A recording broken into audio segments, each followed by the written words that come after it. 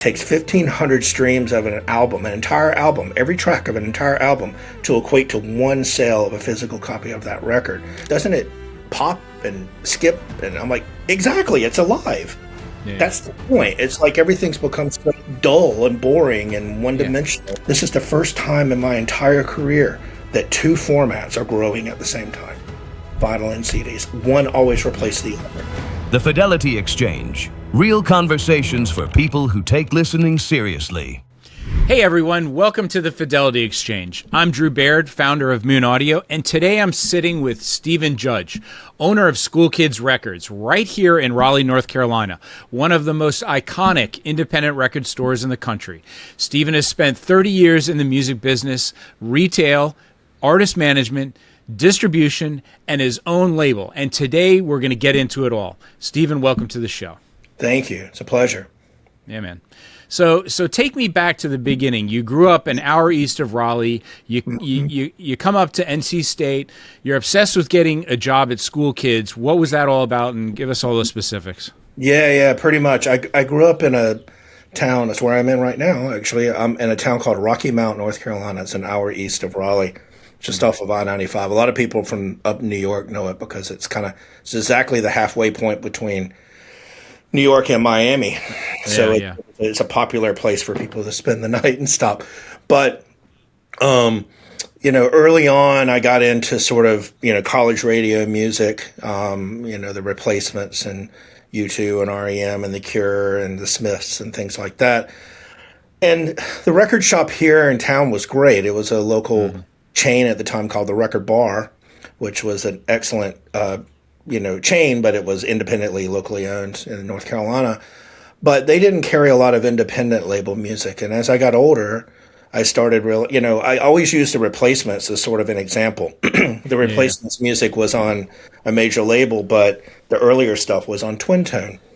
And I couldn't really, you didn't really get those quite as often. I mean, I could special order them, but it was kind of a different animal. So as soon as I turned 16, some of my friends, older brothers and or sisters, had told me about all the record stores up in the Triangle area, but specifically Schoolkids. And so as soon as I was 16 years old, one of my best friends here in town, we would save up our money and make a road trip up to Raleigh and, blow money in Schoolkids. And the thing that really struck me immediately the first time I walked into the shop was, these are my people. This is my tribe, I guess. And this is a place I can really relate to. And the thing that I remember the most about that was that they didn't just have the Smiths records in every single one of them. They had all the 12 inches, they had posters, and a lot of other stuff that was a lot deeper than that, and Husker Du or something like that. So that was really eye-opening for me, and I realized there was a whole other world out there. And then on top of that, the music scene in North Carolina, is a really rich tradition of the music scene here. And I had been hearing about that in my teenage years from bands like the DBs or the Pressure Boys or Arrogance or whoever. And by the time I got to be a senior in high school, it was starting to kind of kick a little bit. And actually, the band the Connells played my prom in high school, my junior year in high school. And within a year, they were signed to a record deal and put out an album called Boylan Heights, which is a neighborhood in Raleigh, a beautiful neighborhood in Raleigh. And they were on MTV, they were getting, and it was like, holy crap, these local guys there's a band that played my prom, and they're now, their videos getting played on 120 minutes. And, and so that made me really intrigued what was going on in the Triangle area. Yeah, it's a real hidden gem. I don't think a lot of people really realize how much music comes out of this area. I mean, especially back in the 70s and 80s, way before I moved here. I didn't move here until 96, but I mean, that's a common theme that when I've been talking to some of the guys that are, some of the local recording studios who have been around here for a long time. There is a lot of hidden music that came out of here that I don't think anybody realizes. It's almost like a miniature or hidden Nashville or something, not from a country music standpoint, but just there's a lot going on here. Well, it was all over the place because, of course, Corrosion of Conformity is from Raleigh, and I knew that. because, every classroom, all my skateboard friends, Yep. skate rats as we called them back Yep. then, were carving Black Flag or COC and, the skull, and their books are on the desks in my school. Yeah. And so, I got really interested in that. I had really gotten into, like I said, underground music, heavily influenced by college radio, and had a friend in high school whose older brother was the station manager at Wake Radio at Wake Forest. And so he was interviewing Let's Active and REM and the Bangles and Hoodoo Gurus and all these bands. And I mean, everybody knows these bands now, but then you didn't. I mean, and they were very underground. And so I just was like, there was this whole world. And it seemed like being in Raleigh or Chapel Hill specifically, and not taking anything away from what's happening in the Triad area or anywhere else, but it seemed like that was the place to be. And the venues were the brewery and the Cat's Cradle. Yeah. And the record store was Schoolkids and the radio stations at college radio. So I really wanted to be involved with that. And so part of and also because I'd gotten into bands early on, and then some of them had, gone on and became by the time I graduated high school, REM and U2 were huge, and they weren't really that well known when I first got into them. So, I kind of was notorious for pushing them on my friends. In fact, my senior yearbook, when everybody signs your yearbook, I had multiple people write in there. I think every single time I listened to REM or U2, I'm going to think of you. That was that nuts about them, and I was known in school for it. Yeah, and so a friend of mine, actually a girl I dated in high school, had said to me, people do this for a living. So what you're doing, and because she had gone from listening to Jack Wagner from General Hospital to listening to The Cure, and the amount of time that she was hanging out with me. So Schoolkids just seemed like it was obviously they had all that stuff and a lot more. So when I went to NC State and would frequent the store on Hillsborough Street every day after school, and to the point where I was one of the regulars and got to know the people, the managers and the people working there at the time. And I did that for a good 2 years, and nobody ever quit. This was 1988, 89, and not early 90. And no one ever left those jobs, and they would hire their friends and stuff. And their friends would be like people who were in bands in the local scene. All the band members shop there. And I was just like, I want to work in this place so bad, and I just was persistent about it.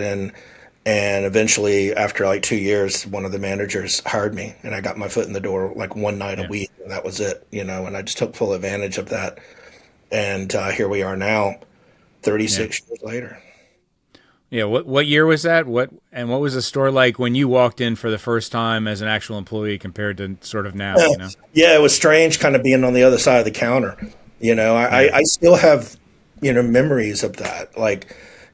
Thinking, oh my God, I'm actually on this side of the counter. And it was a little intimidating because I didn't want to screw up. I had really wanted this for a long time. And I was real appreciative that John, the manager, who's at John Hornaday, who's no longer with us, unfortunately, but he was the guy that designed our fish logo, which has kind of become its own thing, so which is awesome because he was my mentor, and I was really appreciative that he took a liking to me and thought like I would be, an asset to the company, I guess. And I didn't want to blow that opportunity. So first time I stood behind the counter, I was pretty scared. I was scared handling the money. I was scared bringing stuff up. We didn't have computers in those days. We just It's all manual register, Back when people had change in their pocket. Yeah, exactly. And I was scared I would screw things up, but I didn't. Funny little tidbit story. I'll never forget this. I don't know why this sticks with me, but one of the first days I was working there, John had there was a trash can in the back, and it was one of those tiny little Rubbermaid trash cans, small ones, like desk trash cans. And it was full. It was packed so high that there was a stack of probably, I don't know if it was cardboard, but because we probably didn't recycle in those days, but either way, it was a bunch of stuff piled up on it that was even higher than the can. And I remember him saying to me, go back and throw the trash can out in the dumpster in the back, all the stuff that's in the trash can, or take out the trash or whatever. Well, there was so much stuff packed into this trash can that I actually thought he meant just throw the whole thing out. That the trash can was like, so I took the whole can and just threw it in the dumpster, and it was like, what the hell did you do? And I was like, oh my God, I screwed up so bad. But we had a big laugh about it. And it was great from the start. I mean, the camaraderie we had with each other was fantastic. And we all got to be very close friends, and we were constantly picking on each other and ribbing each other on stuff all the time, and putting stickers on our backs when we weren't paying attention, or putting security tags in your jacket pocket so that when you go to the mall, you set off all the alarms and stuff. And that was the kind of the way it was. And it really, it became a family for me. And I very much cherish those days, still to the day. Special time. You spend a decade in this store. What happens next, right? There's a big change in career at that point, right? It was a big change. Yeah, I spent a good part of the decade, but in between I was doing other things. So I had also, around the same time, gotten an internship at Black Park Management, which was the management of the Connells, ironically, and a bunch of other local bands, and also Tommy Keene, who's not from DC originally, but tied into the same kind of scene. And I never really had considered getting into management, but, I think by virtue of, working at Schoolkids and what comes along with that, I guess from a resume standpoint, but also working for the Connells, who at the time were the biggest band in the area, in North Carolina. Other bands took notice, and I was getting asked to be a manager, and I never really considered that, but I kind of just got into it because I was always really interested in every aspect of the music business, and I never really knew what trajectory I was going in. Just like any other kid at that age, my dream was to be an A&R person at a major label.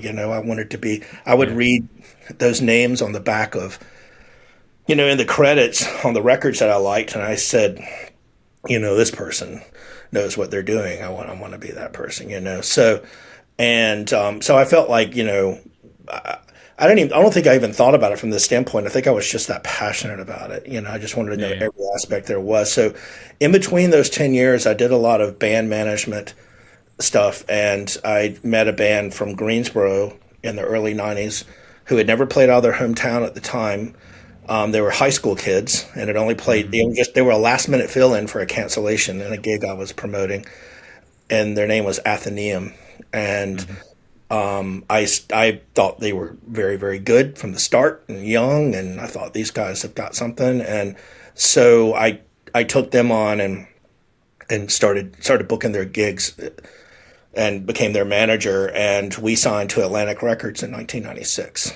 And so in between that whole time of working, and I left Schoolkids for a short period of time there because I was doing that full time. But that got me on the other side of it because also Red Eye Distribution had started in 1996. And so I was just going to ask you about that. Yeah. And so Tor Hansen had called me up and was starting this company. At the time, he and his wife were just running it out of their house. And they I'm not exaggerating when I say they actually had records in the cupboards in their kitchen where they had CDs, and that was their distribution warehouse, basically.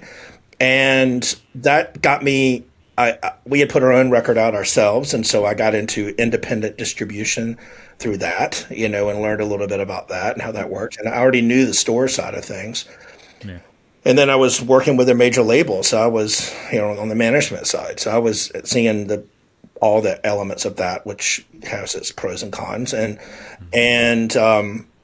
that kind of took off for a number of years. So from the mid 90s, I was doing that. I was double dipping that stuff for a long time. But then it got to a point where I was so busy with the management side that I had to leave the retail job. But I came back to Schoolkids in the late 90s, which was a different, the landscape was completely different at that point than it was in 1991, So you were starting to, Best Buy had come into the marketplace and was undercutting all the independent retailers, and the CD had run its course. And at that point, when I first went back there, the pirating and MP3s hadn't become a thing yet, but it was about to be. Yeah. And it started to really affect our business in a big way. Yeah. And one story I like to tell all the time that I remember vividly was, I believe it was 1999.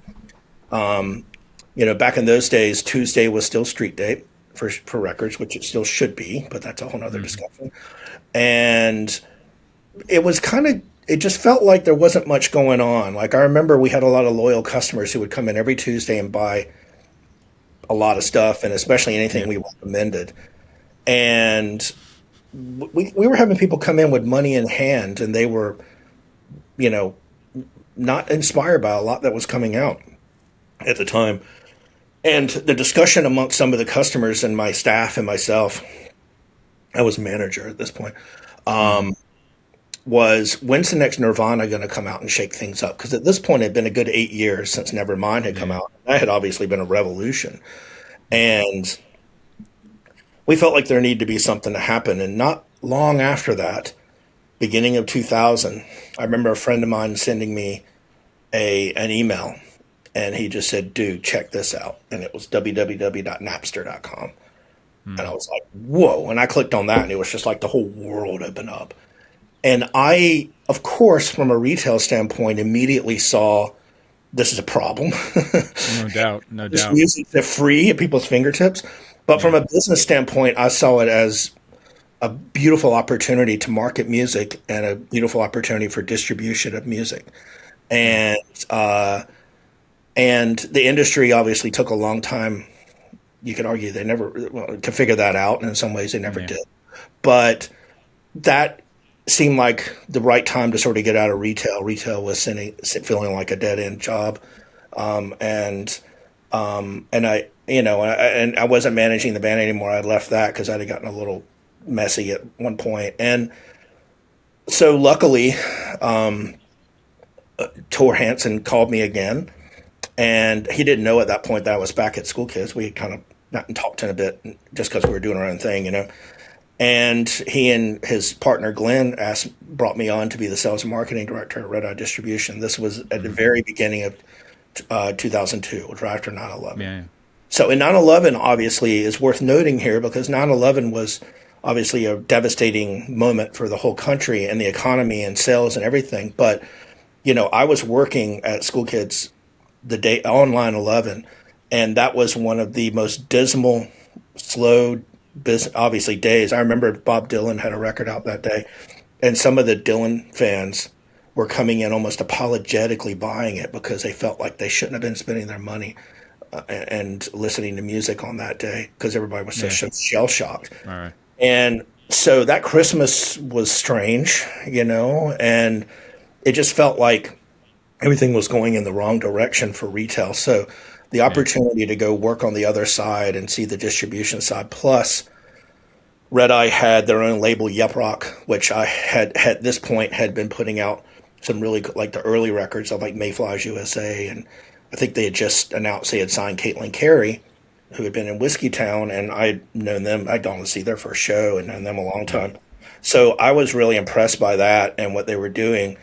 And Tor and Glenn both really wanted to bring somebody in to run the distribution side of things so they could focus on the label. And they felt like somebody who had years and years and years of retail experience was a must. And then I got fortunate because I had the management experience too, that I think I brought a lot to the table there. So I got into that in 2002 and I stayed there for 7 years. But I did various other things there. I eventually ended my tenure there as the first general manager of the company. I ran the whole shebang. I mean, at some point, you thought records were dead, but what made you continue? Between Napster and everything else that was going on, what made you continue to take records seriously at that point? Yeah, I mean, I one of the reasons why I went there and got really intrigued by what was happening is I saw the consolidation of the music business really quickly, and all the major labels were freaking out. They didn't know what to do. and they were dropping bands left and right. And there, it was just chaos, and Red Eye was growing in this market. So I saw a great opportunity for them to pick up artists and pick up bands and kind of go back the DIY route. So people putting out records themselves. And once Apple came along, that was feasible and doable, and once iTunes came along. But we, fortunate for us, we embraced technology and saw it as a great thing, despite its challenges in the industry. And I always felt that way too. I don't, technology's had its fair share of its hand in the music business over the last several decades, but it can be used in the proper way as a tool. And I shared that idea with Red Eye, and part of that was that they never abandoned the independent retail marketplace, or in those days Tower and Virgin Records too. They saw that as not just equally important, as more important. Like, we put a tremendous amount of resources. We always kept a pretty healthy sales staff, and even though when you look at the dollars and cents of it, it didn't make a lot of sense for us to have as many salespeople as we did. But that's how important that marketplace was to us. So I always kept a really keen eye on what was happening. And unfortunately, a lot of stores were closing left and right. I mean, I was dealing with Tower and Virgin's bankruptcy. At that point, Borders was in trouble. And I knew they were in trouble because I could tell from the way they were paying their bills, they were in trouble, and, it just seemed dismal. And a lot of my sales reps who were physical sales reps, they dealt with only the physical side of it. They were worried about their jobs. They were worried their jobs were going to be up, and stores were closing left and right. But we were hiring those people, like the local managers or buyers. We were bringing them in and hiring them. So I always kept a really close. Plus, I still bought records. You know what I mean? At that point, probably more CDs, but I still purchased albums. I didn't, being in the business, I had access to getting a lot of promotional stuff all the time. But I just, whenever I went to a town, I didn't stop shopping. I always would go to a record shop and buy something from the independent shops. And I saw what was happening. Yeah. And so around that just seemed to be going down, and I always call it 2000 to 2008, but especially 2006, the black years of record stores, because it was horrible, but there was one of the cool things about it was that since we were hiring record store people, because we still felt like they were the, people who understood, the marketplace. The Right, the music, and that was an important thing to what we were doing. We didn't give up on it. We believed that there was still a future for that because how much they meant to the community. And I was fortunate that my bosses felt the same way I did about that. So I wasn't, we were expected to spend time on that and build and continue to build those relationships and not abandon them. And in that process, I started to notice around 2006 that there were some stores out there that were buying nothing but vinyl. And actually, these weren't the staples. Like, I'm sure Waterloo and Music Millennium and the historic, legendary stores were doing that too to some degree, but they never really had stopped. I hadn't really dissected it so much that I could see any growth there. But what I was seeing was vinyl-only stores pop up in really strange markets, like in Indiana or something, and they were nothing but vinyl, and they were growing and they were selling a ton of it, and I was like, what is going on? And that really intrigued me because it was a light of hope, and it at a time where it didn't seem like there was a lot of hope for independent retail. And I've always believed that independent record stores, just like I do guitar shops and barbershops and all that, are very much a foundation of the community and very important. So, for me, being the position I was at from a business standpoint, for us as a distributor, that was important for me to pay attention to. But at the same time, even though the industry was heading in a completely different direction, but the more I looked into it, the more I realized this had legs to it. But this was way early on. You're talking about like noticing a bud in the grass about that big, Sure. But my old store, Schoolkids, which I continued to go to, was not on that train. And they were the only record store left in the entire Triangle Market at that point. Everybody else had gone out of business and closed, except for Schoolkids, the one store. And then, I mean, you were an employee there for many years, and then all of a sudden now you decide to become their owner. I mean, how did that? I mean, with all this demise going on, that had to be a pretty tough decision to make. But you obviously saw something going on, right?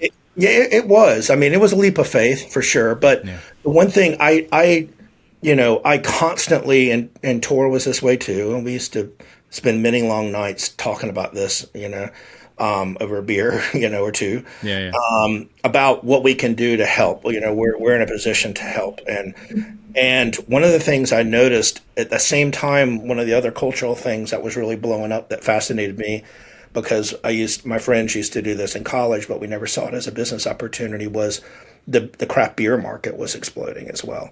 And we were really into that because we were all big craft beer drinkers. So, and I saw the same people at these events that were the same people that were buying vinyl at shows or in the records or whatever. And so I had one time said to Tor, because they actually owned a bar in Chapel Hill called Milltown that was across from the Cat's Cradle there for a short period of time. And they had a little bit of a dead space in the front of the shop, and we're trying to decide what to do with it. And I just said, why don't we put records in here, And Tor was like, oh, that's a great idea. And then I said, better yet, why doesn't Schoolkids or a store like that get a bar? Like, can they get an ABC license? Like, what's the process there? So I went to the owner one time just to catch up with him and see how he was doing. And the store was on fumes at this point for sure. And it looked it. And I said, I think there's an opportunity for you. And I actually went to him with he had closed the Chapel Hill store at this point, and I was living in Chapel Hill. So there was some empty retail spaces there, and I thought maybe Mike would be interested in letting me open in a Schoolkids in Chapel Hill, because he'd always been cool with like me franchising it or something. We had talked about that in the past, and I approached him about that, and I said, I think the two things you need to focus on that show some life here is you need to get back into vinyl, and you should get a beer license. And being a connoisseur of that himself, he was immediately like, that's a great idea. And then he said, but I don't want to do it. I'm done. And that led to me. He said, well, instead of opening a shop in Chapel Hill, would you want to consider buying the Raleigh store? And then you can do whatever you want with it. And to be honest with you, man, at that point, we had talked about it before, but I didn't really think that he was... Never took it seriously. And I knew he was pretty close to closing the shop because he was tired of it. And he was on to other things in his life at this point. And so that's how it materialized. And I was scared because I had a good job at Red Eye, but I really had been... Got to take a risk. Yeah, exactly. I was about to turn 40 at the time and was like, where's this going? Like I wasn't an owner of the company of Red Eye, so I didn't have any equity. There was certainly the possibility that could have been a discussion down the road, but, and I also had been really interested in sort of starting my own label entity as well. And I was scared to do one thing. I didn't want to have all my eggs in one basket in case it didn't work out. But I felt, well, to be honest, where it came from is I had been drawing up this plan of having a label group. It was somewhat modeled after, there was a company in the early 2000s in New York City called World's Fair that was a bunch of not old in age, but older, record label people from independent major labels who had lost their jobs over the years, like so many had. And they started basically a management group that would help artists, sort of manage DIY things and manage things on their own, because it's a lot of work, and I understood what was involved with that because a lot of that would fall on our plate at Red Eye when I was a distributor. And I thought it was a brilliant model, and I had actually gotten to know them because I had helped sign Daptone Records with Sharon Jones and the Dap Kings to a distribution deal at Red Eye, and really loved their model and thought, I have an accounting degree, I have a business degree, I managed bands on major labels, I worked in record stores for 10 years, ran a distribution company for years, I did all their contracts, for a long time. I was like, that could be a company on its own. And if I'm going to have all of be a one-stop shop where you buy, Tommy Keene records, but you also buy his T-shirts and all that, and then ship them out to him while he's touring, and be a base, then I never liked the idea of having an office. I never really saw the point. I was always very mobile and could be anywhere. And I said, well, if I'm going to do that, I might as well get a retail license and be a retailer. So when the opportunity to buy Schoolkids came up, I said, this is it. This is my opportunity to break off and do that. Even then, it was still a scary and daunting task. I luckily at the time, my ex-wife was very supportive of me, and ex-wife was supportive. Interesting. Was she your wife at the time, or was she soon to be ex-wife? No, she was. Yeah, this was okay. Very cool. A few years later that unfortunately demised, but at the time she was very supportive. We were both very supportive of each other's careers, and she was supportive of me. And at the end of the day, I had actually one last tidbit to this. I had actually had a relationship with Tommy Keene, because we'd worked with Tommy at Red Eye through a little label imprint called 1130 Records that I had helped run and founded. But also I had developed a really good relationship with the Australian band The Church and Marty Wilson Piper at the time. Yeah. And also he was living in New York at one point, and every time I went to New York, we go get a coffee and got to be good friends. And I was trying to sign him to Yup Rock, basically, and or at least do a licensing deal with Cooking Vinyl for America. But I'd also signed a distribution deal with legendary producer Daniel Lanois, who's one of my heroes, because he produced Peter Gabriel and Bob Dylan and The Joshua Tree, which is my all-time favorite record, and Uptown Baby, and he's royalty to me, And all of them expressed interest in working with me. So I had told each of them independently that I was thinking of breaking off and starting my own thing, and they all said, we want to be involved. And that just seemed like a dream come true to me. And that's when the little 16-year-old who used to make road trips up to Schoolkids came out and thought, look, if this doesn't work out, you can always go back, And I was on very good terms with Red Eye. In fact, they're my distributors still to the day. So I made the plunge. Yeah. And I thought somebody's got to do it. And if this vinyl thing is real, then somebody else is going to do it. And the Schoolkids brand's going to go away. And that would be a real shame. And Schoolkids brand was large, and I was aware of that because in my travels I would constantly wear like a Schoolkids beanie, or I would get into conversations like this with people and they would say, how'd you get started? And I'd say I worked at Schoolkids, and everybody always reacted, if they very strongly to that, from all over the world, because people go to NC State and Carolina and places like that from all over the world. So I was amazed at how many people knew the name, and I'm big on brand marketing. So that to me, it all kind of came together at that point for me. Yeah. So that's a good place to start. Let's talk some vinyl now, right? Yeah. So this is what it's all about, right? So, let's do a record store day debrief. So, first of all, I think there are probably some people that really don't really understand record store day. I mean, I haven't been to a record store day in a while, and part of the reason I haven't been going to record store day is I really don't want to camp out for 3 days. I've done that for football games to get tickets, and I've done it for Black Friday. I'm done with that. But what was sort of really cool about what you do there is you create a way to create appointments, basically like you're waiting to get tickets for a concert. You got to get on there real quick on the computer and try and get your appointment. Go through all that. I think nobody else is doing that.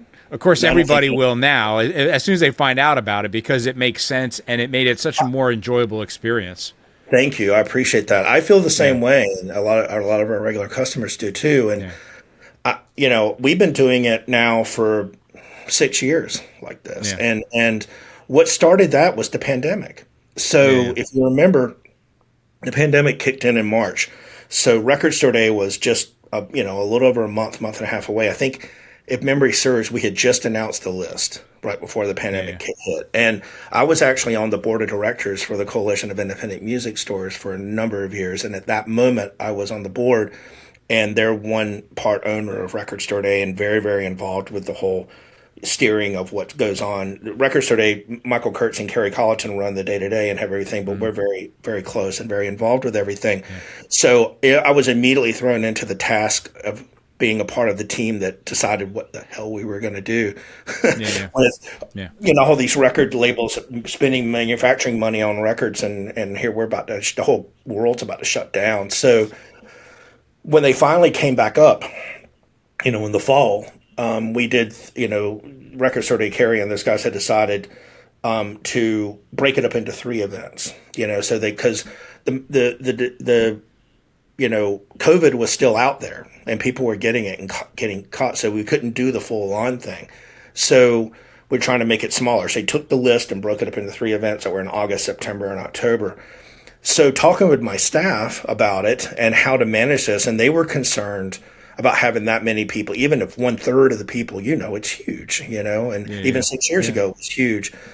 1/3 of the people coming into your shop and camping outside overnight, what that could mean, and this could really be detrimental because if something broke out, then our staff could catch it and all the people could catch it. We could be responsible for that, and we were nervous about it and concerned and care for our customers and didn't want them to be in that situation. And some of them had expressed concern about it too, obviously. And so I think it was Daniel Maddie, my former general manager, came up with the idea about what about making reservations. And I know Record Store Day rules are really strict, so I had to call Kerry and talk to her about what the barriers are for that. And she said, well, I mean, basically we just can't play any favorites, obviously. It needs to be a fair, balanced, first come, first served situation.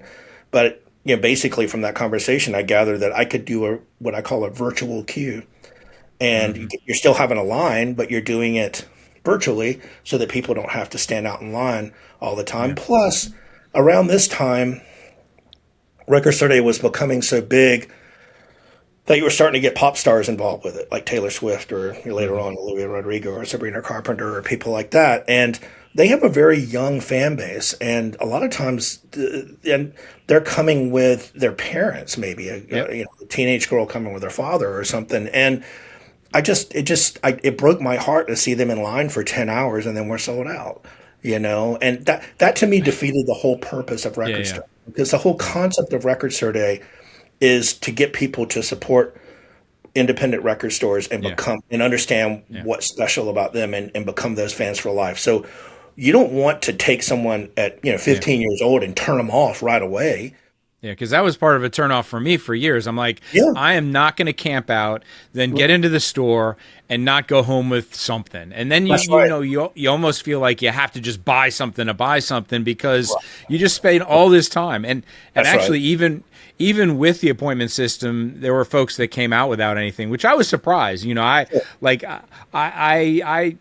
first I was like, okay, I'm just going to go in and I'm going to get these 3 records. But then I thought about it. I was like, well, we're all standing on this line and we're slowly shifting over to the right, to the right, to the right, to each one of the bins. And I'm like, I could get down where my albums are and they won't be there and I'll have nothing. So I'm like, and I don't want to go back online because nobody's going to let me back in. Yeah. So for me, it automatically set off, well, you know what? I'm just going to grab everything that's of interest to me. And so that way I get out of that store and I got something at least, Right. And that's even with the appointment system, because I wanted to make, you still got to make it worth your time. Absolutely. Well, we had people, the year before the pandemic hit, we had, I'll never forget this, we had people showing up at 8:00 in the morning the day before. Yeah. And I was like, this thing's out of control, And it was fun. It was fun to go back up to the store, but that was a certain demographic of people who had the time, and it's like, I'm like you. I'm like, I'm not camping out there for that. Yeah. There's plenty of things I wanted to, but so we put it in place and during the pandemic and people loved it. And so when the pandemic lifted, we kind of looked at each other. We're like, let's just keep doing it, because everyone likes this a lot. So and also, man, two things. One, the only people that don't know about it and generally don't like it are the people who haven't been to one before. So now I mean, if you aren't a regular customer and you aren't buying vinyl all the time, then you're kind of not in the know. And we're not trying to make it elitist, But it's like, understand how big this thing is. And I go overboard to explain it to people because I need to understand that, like, I respect your time. I don't want you waiting in line for 10, 12 hours. What if it rains, and then not getting what you want? I want to respect your time. And the time slot buys you a spot in line. So it's essentially like, okay, first 40 people, you're 8 o'clock, go home, come back. Next 40 people, you're 8:15, go home, come back. Because over the years, we could see how long it took people to shop in the store. We don't just make it a free for all, and all that. And the other reason is because of the epidemic problem that we've had at times. It's, that Record Store does a fantastic job of managing, but, it's impossible to manage at 100%, is the flippers. So people who are going in line to buy records just to flip them. And those are the people who would be, not all the people who are camping out, obviously, but within the people who are camping out, you would have that. And I want to discourage those people. So let's talk about that for a second. Hold on. I want to talk about that for a second. Yeah. So, so I came to the store, I had 3 albums that I had to get, right? Yeah. I wanted to get the Pixies album, which is a Live in Newport album that I've got the DVD of, and it's one of my all-time favorite recordings, because the bottom line is, if you guys know who the Pixies are a loud band, and for them to be invited to the Newport Jazz Festival and then do an entire acoustic full-on set. I mean, it was one of, I've been to a ton of their shows. I've got all their albums. I've got all their exclusive albums. So this one was a make or die for me to get, right? So this is the album, right? Oh, you got one. So I got one. I didn't get one at Schoolkids Records because they got sold out. Immediately I got on my phone after I left, and I'm already seeing them on eBay. And I'm seeing them at other places being sold for ridiculous prices. So, I mean, that really pisses me off and takes the fun out of it, because, for the people that don't realize this, these are limited releases. Yep. You can only buy them on that day, and they may never show up in a record store again. So this was like so important to me, and I can't even believe how, defeated I felt. So I posted on Facebook afterwards. I'm like, I didn't get the one album that I really wanted. So the great thing about Facebook is one of my dear friends saw it.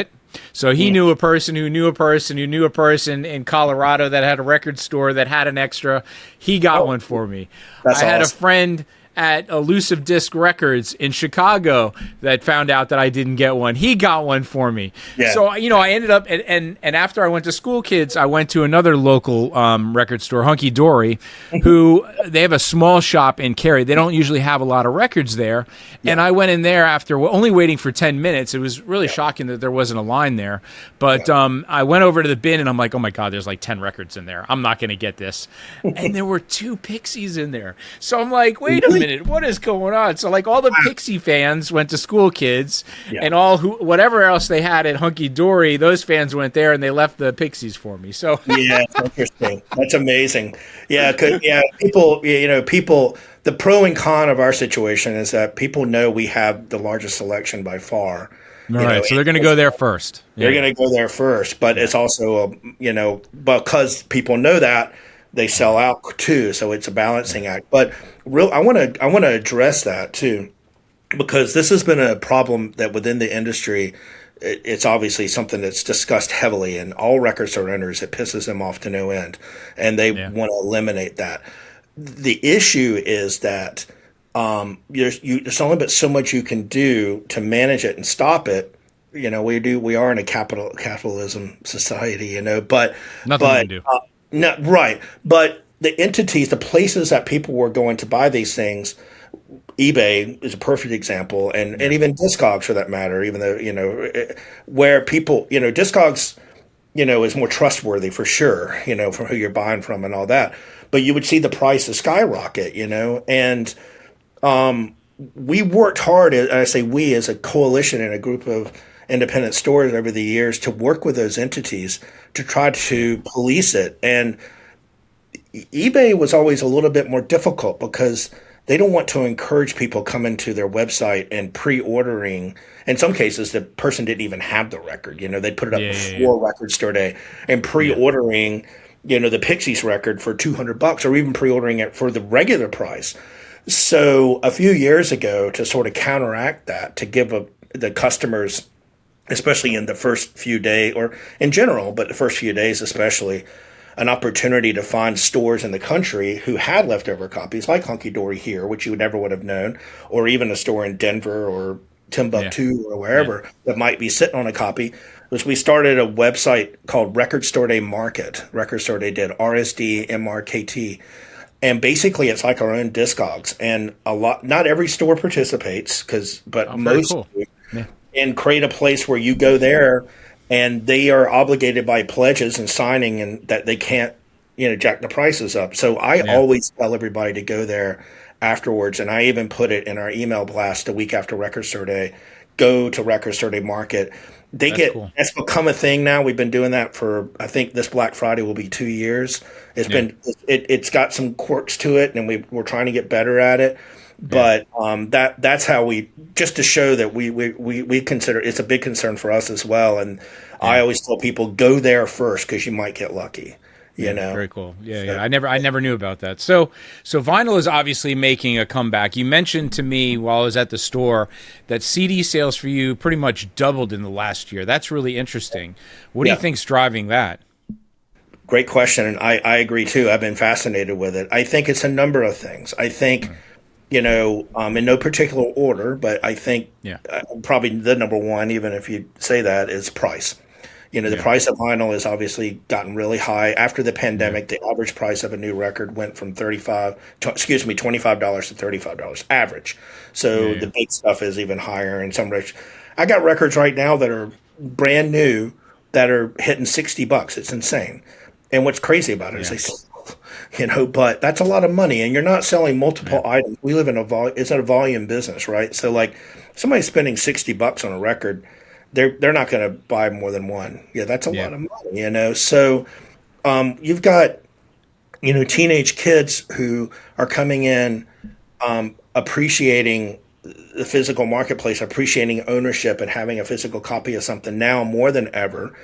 And, you're staring at a record at $40, or you're looking at it at, 13 to 15 on CDs, brand new. And if you find it used, even better, So price is driving it. I think there's a major technology and app fatigue happening right now. People are getting really fed up with it, and that goes across the movie industry and the music industry.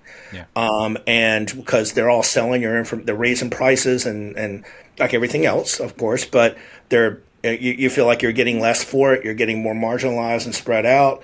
And they're selling your information, and you're getting ads for stuff all the time. And people are feeling like they're constantly under the gun of the oligarchs, the tech companies and oligarchs of our country right now. And I think that there's a reaction to that as well. Sound quality, believe it or not. And one point that one of the bands that played at Record Store Day this year that was just a small addendum to my philosophy on why all this is blowing up and we're seeing CD sales grow. It's because it's really growing in the 16, 17, 18-year-old crowds, but it's starting to spread across all age groups now because of all the reasons I said. But Rob Ladd and the band Bass Battery said to me, he said, well, but music's supposed to be an escape.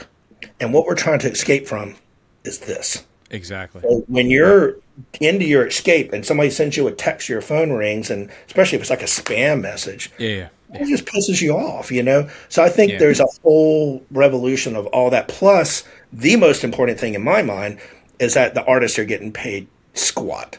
So it takes very few people understand that in the streaming market that it takes 1,500 streams of an entire album, every track of an entire album to equate to one sale of a physical copy of that record. And that's been the case from the beginning. I was at Red Eye when that law was established. And I remember sitting in a meeting who the hell came up with that? Where did that, being an accountant? I'm like, where did that number come from? I want to see the statistics. And nobody could provide that information to me. It was just like accepted. And now that resonates with people. I have a sign at the front of the store that explains that to people, especially when some of the financial stuff is going to questionable means that of the billions of dollars that are being made by these companies. So I think it's a collection of all that together has turned, and it's really fascinating to see it. I started noticing it because we're in a college town at Carolina. I had a store in Chapel Hill and in Raleigh, college kids coming in to buy CDs and asking for Radiohead CDs or whatever. And I never really had stocked that many new CDs except new releases, really. And I took a test run in the beginning of 2025 after Christmas. Universal had put a big part of their catalog on sale because we were pushing them, like we needed to make an investment into this. Some other stores were seeing it too. And I brought in like, I don't know, 250 titles, and everything from Parliament Funkadelic to Lana Del Rey's catalog or whatever. And within 72 hours, I'd sold over a third of them. Wow. And this was in January, which is like one of the slowest months of the year. And that's when I said, okay, we're on to something here. So I just hit the accelerator and said, we're going to keep investing into this. And it's exploded. And I think it could be bigger. The only thing holding us back is the cash flow capital to go, because we have to keep buying vinyl, which is also expensive for us. And the availability of CDs, because a lot of stuff's out of print. And so, and obviously we sell used, but you don't get a lot of people selling, Dead Kennedy CDs back. If you have a Dead Kennedy CD, you're keeping it. So thankfully they're starting to, some labels are getting the wind of this and starting to reissue those records.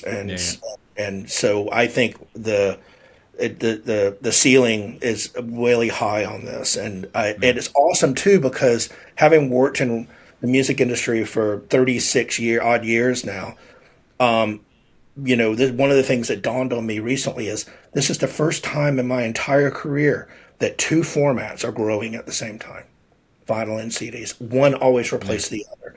Cassettes were replaced by CDs, and 8-tracks were replaced by cassettes, and vinyl was replaced by CDs, and then CDs replaced them all, and then digital replaced that. And now we've got two very, very healthy formats growing. And that's really exciting. That's something that I'm excited about, because I think the CD growth, and I know where we're going, opens up all kinds of opportunities for more than just some little portable turntable. You're starting to get back into stereo equipment then. Yeah.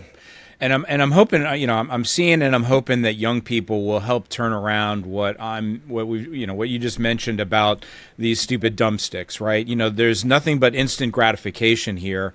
Right. And, I'm hearing about, some parents are saying how the kids can't even get through one song, on streaming, right? They go on to the next song, to the next song, to the next song. Right. And what I'm saying now is like, vinyl is good for mental health, because what it does is it stops, it makes you slow down, it makes you, it creates a process, right? You got to go to the record store to buy the record. You got to bring the record home. You get to look at the cool artwork and open it up and look at the sleeves. You have to clean it. You then put it on your turntable. You got to drop the needle. You got to go sit down. There's no fast forward. You can't scroll through the music. You have to be listened. It makes you on purpose, listen to the way the artist wanted you to hear the tracks in a certain order to tell a story. You then got to get off your couch, because there's no remote control to flip that record over. You got to flip it over, drop the needle again, wait for it to get to the end. I'm hoping that this is going to help reduce some of that instant gratification and get people to start slowing down. And we're seeing, we see this all the time at Moon Audio. Somebody gets into vinyl, they buy a decent turntable, and they realize, or a CD player, which CD players have, I've seen CD player sales in the last year jump big time, more so than I saw vinyl in the last couple of years. Vinyl, turntables. But I'm seeing people that are starting with a cheap turntable, and then and like my kids who bought turntables with a Bluetooth speaker to go along with it because they don't have the rest of the system. And now they're finding out, sort of like back with MP3s. MP3s destroyed the quality of the music, and now kids are just have this cheap turntable and maybe a Bluetooth speaker to go with it, and they're realizing now that that's sort of the weak link, and it's driving them to get into the rest of the components. I've been doing audio shows for many years now, and part of the problem at audio shows is everybody there is old, right? And I'm so excited now to see younger generations get back into music and get back into physical media, because they're tired of scrolling, right? They're tired of that instant gratification. They're tired of the mental health issues. So, this is really cool stuff. Yeah, me too. And I, for the longest time, just two little tidbits to what you're saying that popped up while you were saying that. One was like, some of the older people used to say to me, why are people back into vinyl? I don't understand it. And doesn't it pop and skip? And I'm like, exactly, it's alive. Yeah, yeah. That's the point. It's like everything's That's become part of the so fun. dull and boring and one Yeah, dimensional. It's like it's more fun. That's exactly the yeah, point. It is alive. And the other thing was that for the longest time, because we've always carried CDs and a large selection of CDs, but we may not have prioritized them as much because we were so having to chase the vinyl growth. It was yeah, yeah. massive, But we always had a big, large section for them and stuff. But we would get so many CDs coming in over the last decade and a half that it got to the point where my staff was just like, they couldn't keep up. We still can't keep up. Yeah, yeah. And it was, less than 10% of our business. So it was like, what's the point? Right. And they always wanted me to stop taking in CDs. And I was like, are you crazy? I was like, no, it's the last physical format. There's Yeah, no yeah. way I'm going to do that. This business is cyclical. And it's the same conversation people said about vinyl 20 years ago. And now look where that's at. So I always hoped that CDs would have their day back in the limelight. Yeah. I'm ecstatic that they're seeing life again. And I don't think a lot of people realize is actually CDs are the best way to archive music, right? Because Yep, records deteriorate. As soon as you put a needle on it, what's that needle doing? It's chewing into the plastic. And that's right. after you play that record 100 times, it's done. You do that That's with a right. CD, the CD can play 100, 200, 300, 400, 500 times. It's the It's still same. going to be good. It's the That's right. best way to archive music. And as we're seeing all of these master tapes deteriorate that were recorded on, a deteriorating medium, CDs are sort of like hard drives, sort of the way to archive all of this old music. That's So right. That's a very good point. I still have all of my CDs. I sold some of them, but I kept all the ones that were really important to me. I did the same. And we're seeing a big resurgence in CDs. But where do things stand today? You've got the Raleigh store, the label, Yep. website shipping worldwide. What do Yep. you want people to know more about School Kid Records? Well, I think that, I guess just that I think if people are feeling, out of touch, lost from the world that we're in today, Yeah, where people are doom scrolling and flipping through stuff, and you feel like, it's the world's very divided and all this kind of stuff. yeah, Ever more the reason that people are seeking a place of safety and a safe place to go and a place of therapy to deal with all this. And yeah, I'm sure other businesses are seeing the same reactions that we are in other fields where that is part of people's lives. Music is therapeutic. We've talked about this offline. I lost my dad when I was 16 years old, a week after my 16th birthday, 2 weeks before Christmas, and suddenly to a heart attack, and that was huge, and it really obviously changed my life and forever and affected me in a large way. And I was dealing with that, and there was nobody else that I knew. All my friends were great, by my side. My family was great to help, go through that mentally and so forth. But the one thing that really helped me was music, because nobody could really relate to losing a father like that. I didn't have anybody to talk to who could be like, yeah, that happened to me. There were a few people, but they were older, at 16 yeah, years old, that's a pretty big deal, right? So music was very much a therapy for me. And so I see the record store, I don't mean us, I mean record stores in general, all of them, as safe homes, safe places to go and get away,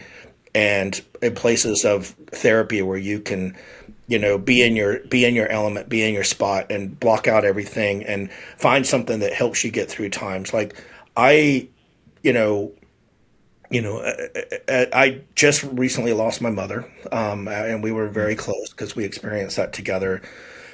And she unfortunately had a stroke over Christmas and passed away on February 27th. So just I'm so sorry. months ago. Thanks. And it's crazy because a band that really meant a lot to me, and this is aside from what I'm getting back to the point of what you asked is, and this is just the way I look at things, and I think it's important for people to look at things this way, because there is hope and there is a place to go, and is the day that we decided to put her on hospice care.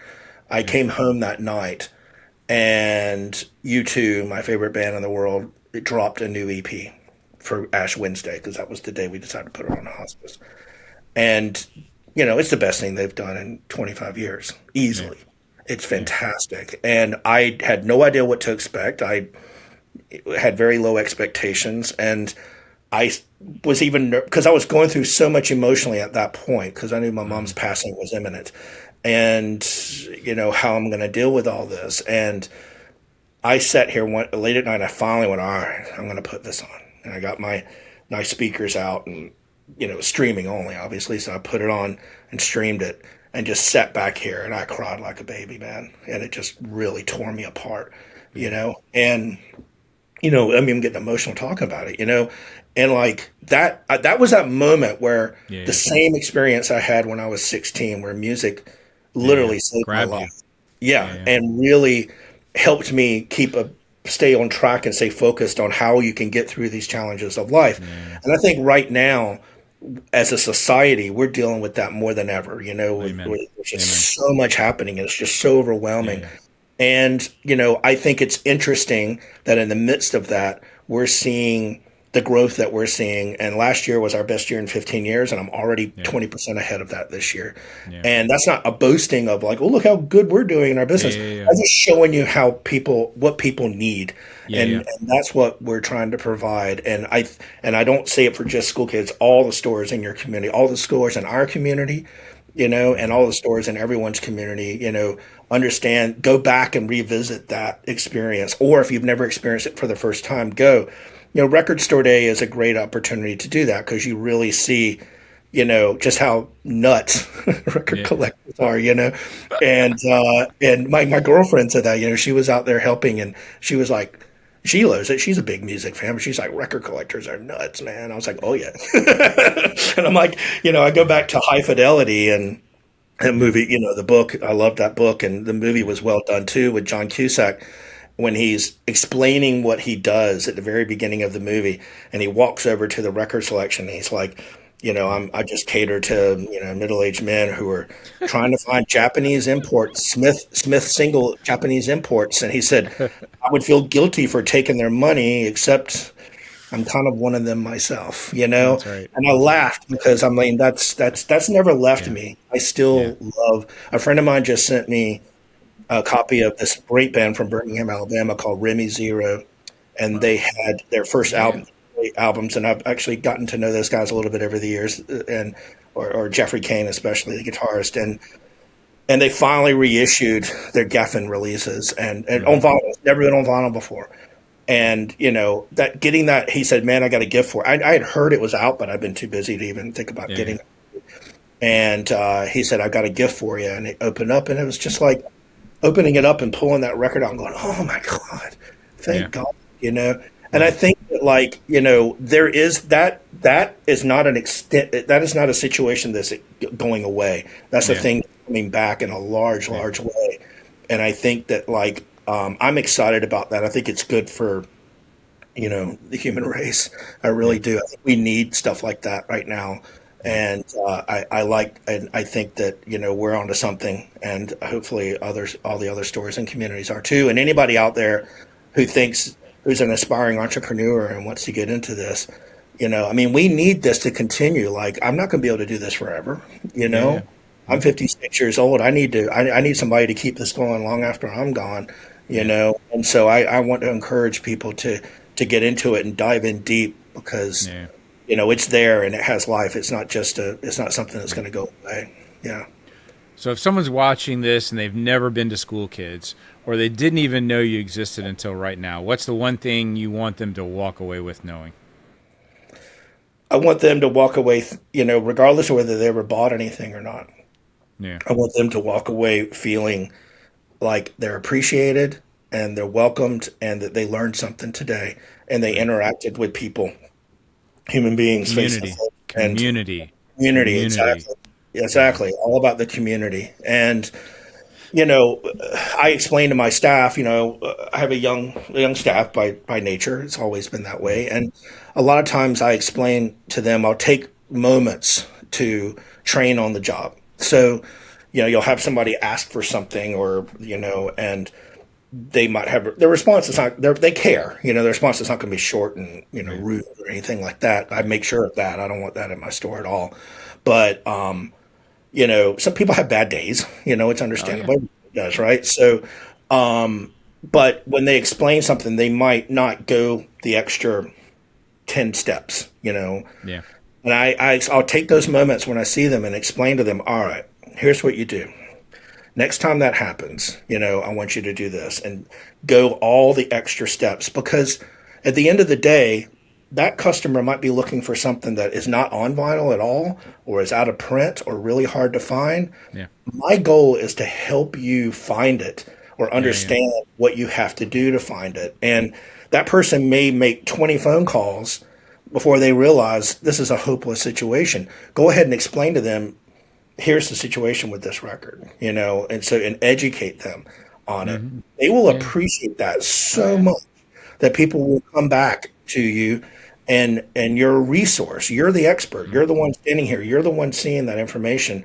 And that's not something you can get by looking at a website, necessarily. Right. And I think that that's important, and I want to make sure that we continue to be that for people. And like you said, it all comes back to community. That's what it is. It's the community helping each other. We've lost that, and the record store is one of many places where that can come back to. Barbershops, other places like that too, but Well, Stephen, thank you so much for sitting down with us. This was really great conversation. Thanks. I appreciate it. I could talk about this stuff forever. all day long. So for everyone watching, links to School Kid Records, the label, and everything Stephen's got going on are in the description below. Go check them out and support independent music. If you got something out of today's episode, please subscribe and hit that notification bell so you don't miss what's coming next. Thanks for watching, and we'll see you next time on the Fidelity Exchange.